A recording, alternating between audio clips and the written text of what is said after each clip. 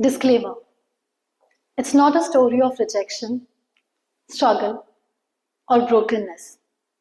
It's a talk of magic, pure magic. Something which was unexpected, magical, and entirely real. Hello everyone, I'm Nikita Porwal, your feminist in your world.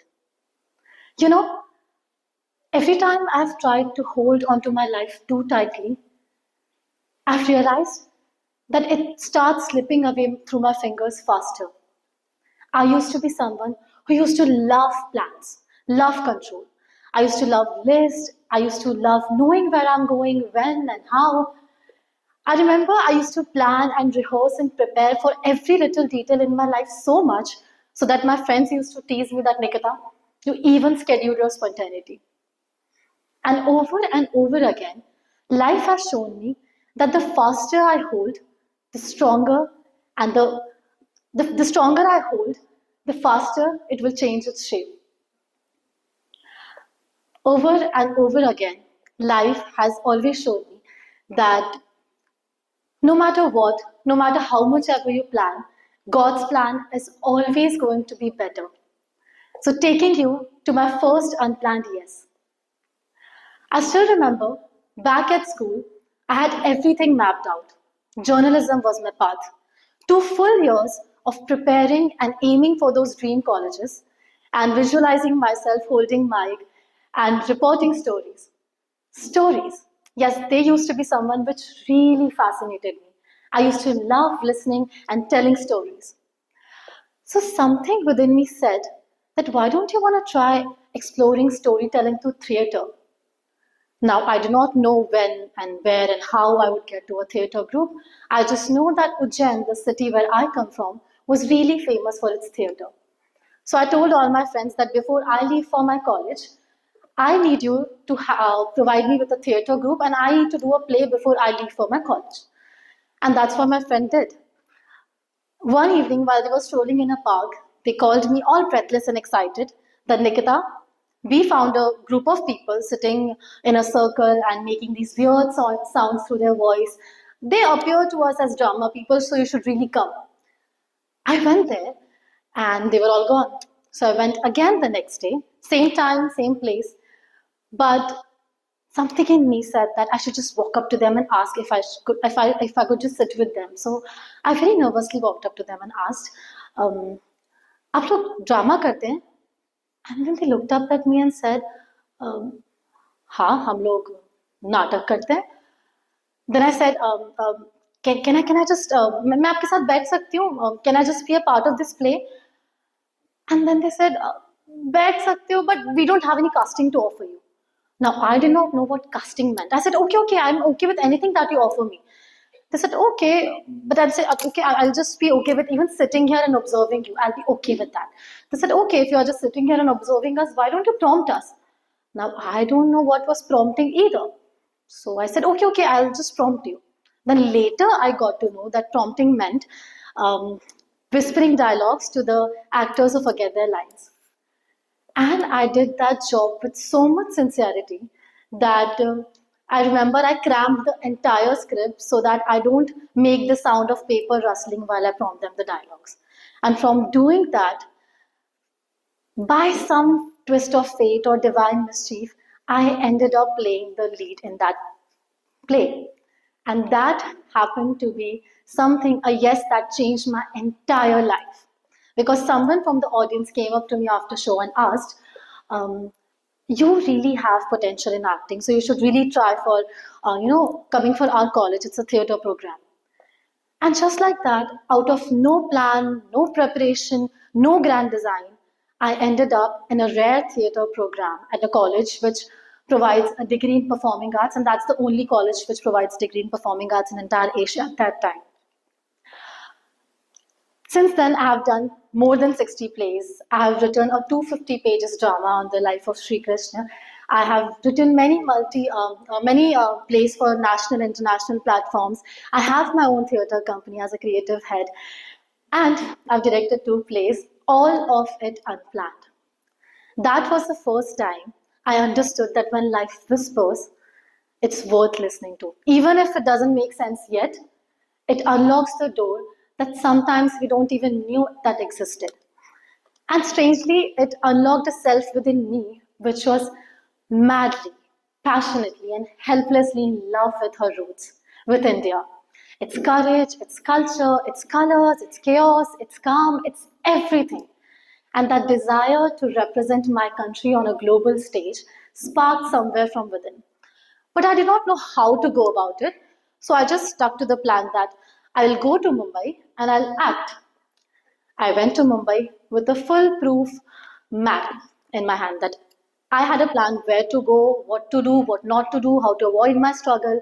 And the plan was that I'll join a training academy, a modeling training academy, and they had an agency of their own which provided work to the actors and the models. I'll join that academy, I'll get training under them, I'll get signed up by their agency, and I'll start earning. And this is how I'll side by side earn and also give auditions for the films. But the plan didn't work. I went to Mumbai, I rented an apartment, I paid the fees, I trained hard, I did everything. But when it was the time to sign up the agency, they didn't take me in. Plan A, gone. Plan B, didn't exist. But I still stayed in Mumbai, scared, clueless, but also hopeful. And while I was managing things that how to get another work, how to get another agency, something within me said, why don't you try for Miss India once? And then the thoughts started screaming in that, no, you're not prepared, not at all. Maybe just next year you can try. There are other girls who have been trying, who have been preparing for so many years, and it's not the time for you, and so many thoughts. But her mother said that, Nikita, just give it a shot because God is with you and God is within you. And I did.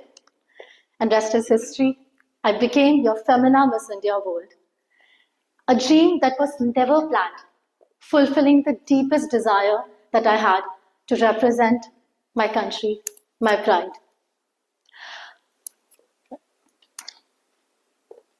That moment really taught me that life doesn't move in straight lines.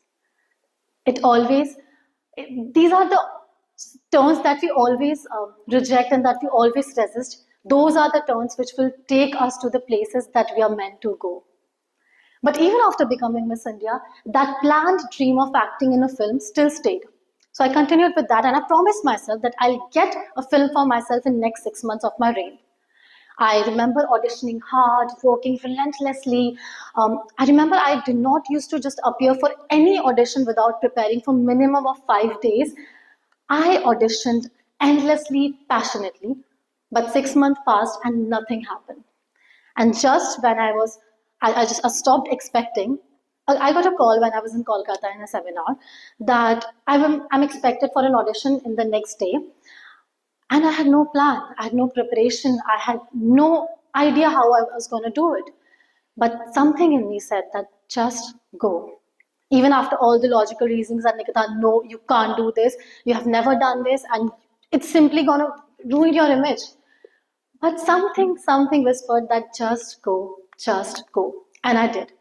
And to my surprise, that audition I cracked, and exactly at the day when my 6 months of Miss India got over, exactly how I promised myself and I planned. I believe it didn't happen because I planned for it. It happened because I let go. The beauty of letting go. Now that when I look back, I realize that all those rejections, all those failures, and all those why me moments was actually life's gentle way of redirecting me to something better. I remember my mother used to say me that, बेटा अगर आपकी life में कोई चीज आपके मन की हो रही हो, वो प्रभु कृपा, और अगर नहीं हो रही हो, तो वो प्रभु इच्छा. Which means, if things are working as per your plan, that's God's grace. But if they are not, that's God's will. And God's will is always better.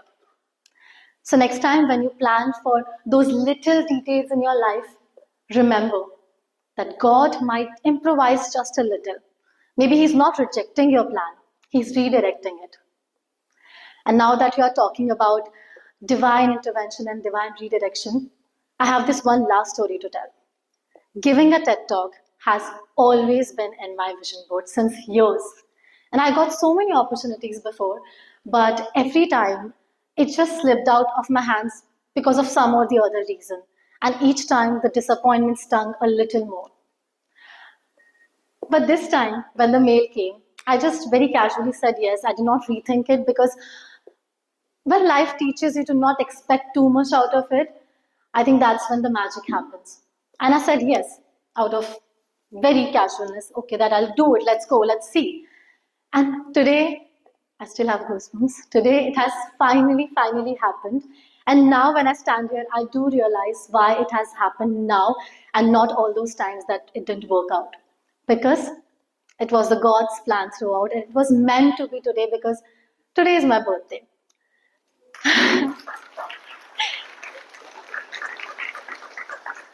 So thank you so much for being a part of it, being a part of this divine moment, this universal gift to me. And I hope when you walk out of here, you carry this little reminder that if anything is not working as per your plan, maybe it's working according to His. So let the beauty of not knowing do its magic. Thank you so much.